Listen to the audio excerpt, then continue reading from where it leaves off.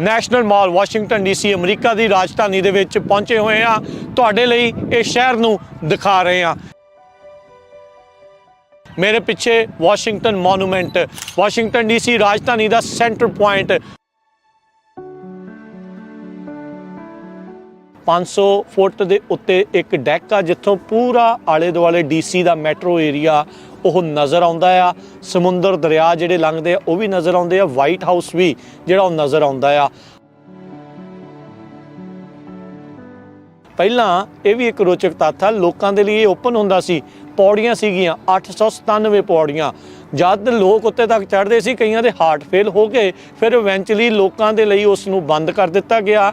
ਅੰਦਰਲੇ ਪਾਸੇ ਫਿਰ ਐਲੀਵੇਟਰ ਸ਼ਾਫਟ ਜਿਹੜੀ ਆ ਉਹ ਲਗਾਈ ਗਈ ਆ। ਹੁਣ ਪੌੜੀਆਂ ਦਾ ਰਸਤਾ ਬੰਦ ਕੀਤਾ ਹੋਇਆ ਹੈ।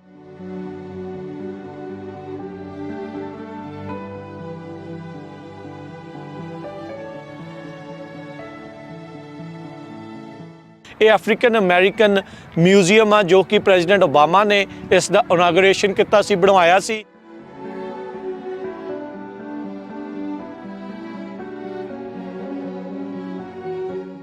ਸਤਿ ਸ਼੍ਰੀ ਅਕਾਲ, ਮੈਂ Rajkaranveer Singh. Punjabi radio USA, Punjabi TV USA ਦੇ ਉੱਤੇ ਸਵਾਗਤ ਹੈ।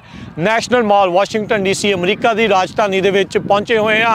ਤੁਹਾਡੇ ਲਈ ਇਹ ਸ਼ਹਿਰ ਨੂੰ ਦਿਖਾ ਰਹੇ ਆ। ਮੇਰੇ ਪਿੱਛੇ ਵਾਸ਼ਿੰਗਟਨ ਮੋਨੂਮੈਂਟ, ਵਾਸ਼ਿੰਗਟਨ ਡੀਸੀ ਰਾਜਧਾਨੀ ਦਾ ਸੈਂਟਰ ਪੁਆਇੰਟ 555 ਫੁੱਟ 1/8 ਇੰਚ ਉੱਚਾ, 55 ਫੁੱਟ ਥੱਲੋਂ ਚੌੜਾ।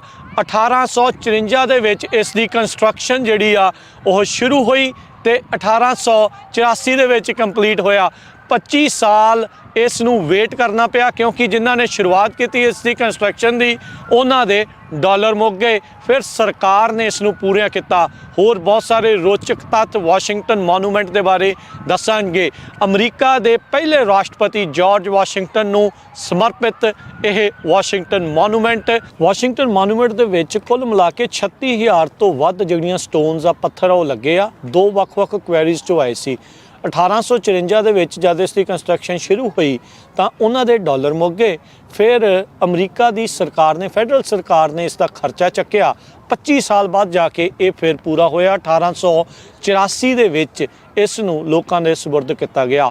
555 ਫੁੱਟ ਇਹ ਉੱਚਾ ਆ। 500 ਫੁੱਟ ਦੇ ਉੱਤੇ ਇੱਕ ਡੈਕ ਆ, ਜਿੱਥੋਂ ਪੂਰਾ ਆਲੇ ਦੁਆਲੇ ਡੀਸੀ ਦਾ ਮੈਟਰੋ ਏਰੀਆ ਉਹ ਨਜ਼ਰ ਆਉਂਦਾ ਆ। ਸਮੁੰਦਰ ਦਰਿਆ ਜਿਹੜੇ ਲੰਘਦੇ ਆ ਉਹ ਵੀ ਨਜ਼ਰ ਆਉਂਦੇ ਆ। ਵਾਈਟ ਹਾਊਸ ਵੀ ਜਿਹੜਾ ਉਹ ਨਜ਼ਰ ਆਉਂਦਾ ਆ। 80,000 ਟਨ ਪਾਊਂਡ ਧਰਤੀ ਤੋਂ ਉੱਤੇ ਇਸ ਦਾ ਭਾਰ ਆ। ਬਾਕੀ ਦਾ ਜਿਹੜਾ ਹਿੱਸਾ ਫਾਊਂਡੇਸ਼ਨ 'ਚ ਮਿਲਾ ਲਈਏ ਤਾਂ 1 ਲੱਖ ਟਨ ਪਾਊਂਡ ਇਸ ਦਾ ਟੋਟਲ ਭਾਰ ਆ। 2011 ਦੇ ਵਿੱਚ ਵਾਸ਼ਿੰਗਟਨ ਦੇ ਵਿੱਚ ਇੱਕ ਭੂਚਾਲ ਆਇਆ ਸੀ, ਜਿਸ ਕਰਕੇ ਟੌਪ ਦੇ ਉੱਤੇ ਇਸ ਦੇ ਦਰਾਰ ਵੀ ਜਿਹੜੀ ਉਹ ਆ ਗਈ ਸੀ। ਉਸ ਟਾਈਮ ਦੇ ਉੱਤੇ ਇਸ ਨੂੰ ਕੁਛ ਚਿਰ ਦੇ ਲਈ ਬੰਦ ਕਰ ਦਿੱਤਾ ਗਿਆ, ਪਰ ਬਾਅਦ ਦੇ ਵਿੱਚ ਹੁਣ ਦੁਬਾਰਾ ਖੋਲ੍ਹ ਦਿੱਤਾ ਗਿਆ। ਜੇ ਤੁਸੀਂ ਇੱਥੇ ਵਿਜ਼ਿਟ ਕਰਨਾ ਹੈ ਤਾਂ ਤੁਹਾਨੂੰ ਕਾਫੀ ਚਿਰ ਪਹਿਲਾਂ ਇਹਦੀਆਂ ਟਿਕਟ ਜਿਹੜੀਆਂ ਆ ਉਹ ਲੈਣੀਆਂ ਪੈਂਦੀਆਂ ਆ। ਉਹ ਤੁਹਾਨੂੰ ਔਨਲਾਈਨ ਲੈਣੀਆਂ ਪੈਂਦੀਆਂ, ਫਿਰ ਹੀ ਤੁਸੀਂ ਅੰਦਰ ਜਾ ਸਕਦੇ ਆ। ਪਹਿਲਾਂ ਇਹ ਵੀ ਇੱਕ ਰੋਚਕ ਤੱਥ ਆ, ਲੋਕਾਂ ਦੇ ਲਈ ਇਹ ਓਪਨ ਹੁੰਦਾ ਸੀ। ਪੌੜੀਆਂ ਸੀਗੀਆਂ 897 ਪੌੜੀਆਂ। ਜਦ ਲੋਕ ਉੱਤੇ ਤੱਕ ਚੜ੍ਹਦੇ ਸੀ, ਕਈਆਂ ਦੇ ਹਾਰਟ ਫੇਲ ਹੋ ਗਏ। ਫਿਰ ਇਵੈਂਚੁਅਲੀ ਲੋਕਾਂ ਦੇ ਲਈ ਉਸ ਨੂੰ ਬੰਦ ਕਰ ਦਿੱਤਾ ਗਿਆ। ਅੰਦਰਲੇ ਪਾਸੇ ਫਿਰ ਐਲੀਵੇਟਰ ਸ਼ਾਫਟ ਜਿਹੜੀ ਆ ਉਹ ਲਗਾਈ ਗਈ ਆ। ਹੁਣ ਪੌੜੀਆਂ ਦਾ ਰਸਤਾ ਬੰਦ ਕੀਤਾ ਹੋਇਆ ਆ। ਸੋ ਬਹੁਤ ਸਾਰੀਆਂ ਚੀਜ਼ਾਂ, ਬਹੁਤ ਸਾਰੇ ਰੋਚਕ ਤੱਥਾਂ ਦੇ ਨਾਲ ਤੁਸੀਂ ਇਸ ਵੀਡੀਓ ਦੇ ਵਿੱਚ ਤੁਹਾਨੂੰ ਜਾਣਕਾਰੀ ਮਿਲੂਗੀ। ਵਾਸ਼ਿੰਗਟਨ ਡੀਸੀ ਦੇ ਵਿੱਚ ਬਹੁਤ ਸਾਰੀਆਂ ਚੀਜ਼ਾਂ ਆ। ਜਿੱਦਾਂ ਮੈਂ ਦੱਸ ਰਿਹਾ ਸੀ, ਆਪਣੇ ਸੱਜੇ ਹੱਥ ਵਾਈਟ ਹਾਊਸ ਆ, ਉਸ ਦੀ ਬਿਲਕੁਲ ਨੱਕ ਦੀ ਸੇਧ 'ਤੇ ਨਹੀਂ ਆ।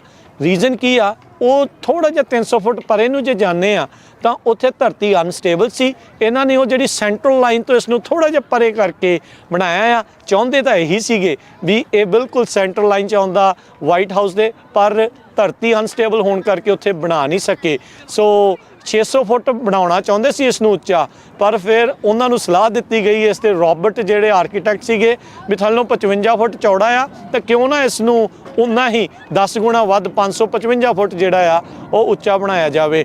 ਮਿਸਰ ਦੇ ਵਿੱਚ ਜਿਹੜਾ ਗ੍ਰੇਟ ਪਿਰਾਮਿਡ ਆ ਉਸ ਨਾਲੋਂ ਇਹ ਕਾਫੀ ਉੱਚਾ ਜਿਹੜਾ ਉਹ ਮੰਨਿਆ ਜਾਂਦਾ ਆ। ਇਹ ਉਸ ਤੋਂ ਉੱਚਾ ਹੈਗਾ ਆ। ਸੋ ਜਦੋਂ ਵੀ ਤੁਸੀਂ ਵਾਸ਼ਿੰਗਟਨ ਡੀਸੀ ਦੇ ਵਿੱਚ ਆਓ ਤਾਂ ਇੱਦਾਂ ਦੀਆਂ ਚੀਜ਼ਾਂ ਦੇਖਣਾ ਨਾ ਭੁੱਲਿਓ। ਵਾਸ਼ਿੰਗਟਨ ਡੀਸੀ ਦਾ ਬਿਲਕੁਲ ਸੈਂਟਰਲ ਪੁਆਇੰਟ ਆਖਿਆ ਜਾਂਦਾ ਆ। ਸਭ ਤੋਂ ਉੱਚੀ ਇਮਾਰਤ ਵਾਸ਼ਿੰਗਟਨ ਡੀਸੀ ਅਮਰੀਕਾ ਦੀ ਰਾਜਧਾਨੀ ਦੇ ਵਿੱਚ ਆ। ਵਾਈਟ ਹਾਊਸ ਤੋਂ ਰੋਜ਼ਾਨਾ ਜਦ ਰਾਸ਼ਟਰਪਤੀ ਉੱਠਦਾ ਆ ਤਾਂ ਉਸ ਨੂੰ ਸਵੇਰੇ ਇਹ ਨਜ਼ਰ ਆਉਂਦਾ ਹੋਣਾ ਆ ਵੀ ਅਮਰੀਕਾ ਦੀ ਵੀ ਚੜ੍ਹਾਈ ਇੱਦਾਂ ਹੀ ਬਣੀ ਰਵੇ। ਲਿੰਕਨ ਮੈਮੋਰੀਅਲ ਮੇਰੇ ਬਿਲਕੁਲ ਸਾਹਮਣੇ ਆ। ਜਦੋਂ ਲਿੰਕਨ ਮੈਮੋਰੀਅਲ ਤੋਂ ਤੁਸੀਂ ਵਾਸ਼ਿੰਗਟਨ ਮੋਨੂਮੈਂਟ ਵੱਲ ਨੂੰ ਆਉਂਦੇ ਆ, ਇੱਥੇ ਇਸ ਜਗ੍ਹਾ ਦੇ ਉੱਤੇ ਖੜ੍ਹਦੇ ਆ। ਸਾਹਮਣੇ ਲਿੰਕਨ ਮੈਮੋਰੀਅਲ ਆ, ਖੱਬੇ ਹੱਥ ਜਿਹੜੀ ਬਿਲਡਿੰਗ ਤੁਹਾਨੂੰ ਨਜ਼ਰ ਆ ਰਹੀ ਆ ਲਾਲ ਜੀ ਜਿਹੜੀ ਬ੍ਰਿਕਸ ਵਾਲੀ, ਇਹ ਸਮਿਥਸੋਨੀਅਨ ਮਿਊਜ਼ੀਅਮ ਆ, ਬਹੁਤ ਇੰਪੋਰਟੈਂਟ ਮਿਊਜ਼ੀਅਮ ਆ।